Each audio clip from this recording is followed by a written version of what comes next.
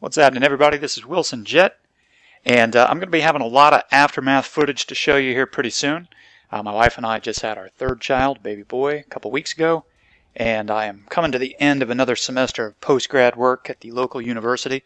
But I've gotten lots of great footage recently, and I've got about 8, 9, 10 videos in the works. Really enjoying Aftermath. This DLC is fantastic. Definitely the best since Karkin, no doubt about it. And it's actually got me excited about Rush again. I've got some Rush videos coming up. Haven't played a lot of Rush in a long time on Battlefield, and started playing it again on the Aftermath maps, and just having a lot of fun. Wanted to give you some thoughts about this new Scavenger Mode. It's okay. Honestly, I'm not sure if it's going to continue to be something that people will be interested in after the novelty wears off. People are into it right now because it's new and it's kind of fresh. Personally, I think on 100% tickets, normal mode, this is a little corny. The games are way too quick. I've put 2 Scavenger videos up already from the first day of the PS3 premium release, and as you can tell, they're only like 6 or 7 minute games. You're lucky to get double-digit kills. This is a 100% ticket game. Kind of gotten the hang of it a little bit more. This is actually the game where I got my third win and unlocked the crossbow. But I don't know. If you jump into a scavenger game by yourself without friends, normal tickets, I think it's just kind of a waste of time personally. I'm not really sure that it accomplishes a whole lot. Now, on the other hand, if you have a squad or you're playing with your clan mates and you're in a high-ticket server, 300, 400, 500%. I've had a lot of fun playing Scavenger, where you can talk about what's going on and the guns that you're picking up and the difficulties that you're having. Then it becomes a lot of fun. And with the higher ticket count, you get into maybe a 15, 20-minute game even. The game develops a little bit of a flow. But in these short games, I think it's a little bit silly. What is Scavenger? For those of you who don't know, who don't have Aftermath yet, basically what it is 5 flag, 4 flag domination, depending on the map. Or maybe it's all 5. I can't remember right offhand, but it's domination, but with the added twist of going around the map and picking up weapons as you find them. Now, a lot of us had the impression that there would be these weapon crates that the teams were fighting over, and you would fight for position of this weapon cache, but that's really not the case. What it is around the perimeter of the map and near the capture points, there are designated weapon spawns. And these weapon spawns will have the same weapon class available each and every time. So for instance, you see that little arrow right there in front of me, it says level 2. You know that you can always pick up the same kind of weapon right there each and every time. I think that one happens to be a shotgun.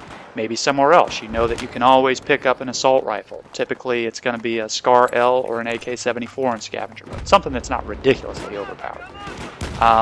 There are other positions, level 1 spawns, where you can get a PDW every time. So, if you run around the perimeter of the map, or stay near the flags, you're always going to have weapons available. Another caveat to Scavenger Mode is that these weapons you pick up have very limited ammo. You're not going to get the same ammo count that you're accustomed to. You might only get 1 magazine in an LMG, maybe only 2 in an assault rifle. If it's a shotgun, you might only have 15 slugs available. You never know what you're going to get in terms of accessories. It seems to me that most of the weapons have a low mag scope and a red dot or a cobra sight. But you never know exactly what you're going to get. So one thing that's really important to be aware of, and this is my major gripe with Scavenger Mode, I'm just going to put this out there. It's kind of a public service announcement for everybody. Perks, squad perks become very, very important. And I've played randomly with a lot of obviously good players. People who are really just doing work in terms of their KD. They're racking up high scores, but they're running around with explosive perk.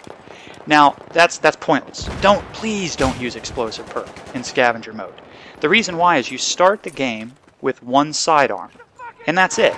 And it's any sidearm that you've unlocked. So if you've unlocked the 93R, use it. You're going to have a major advantage in this game.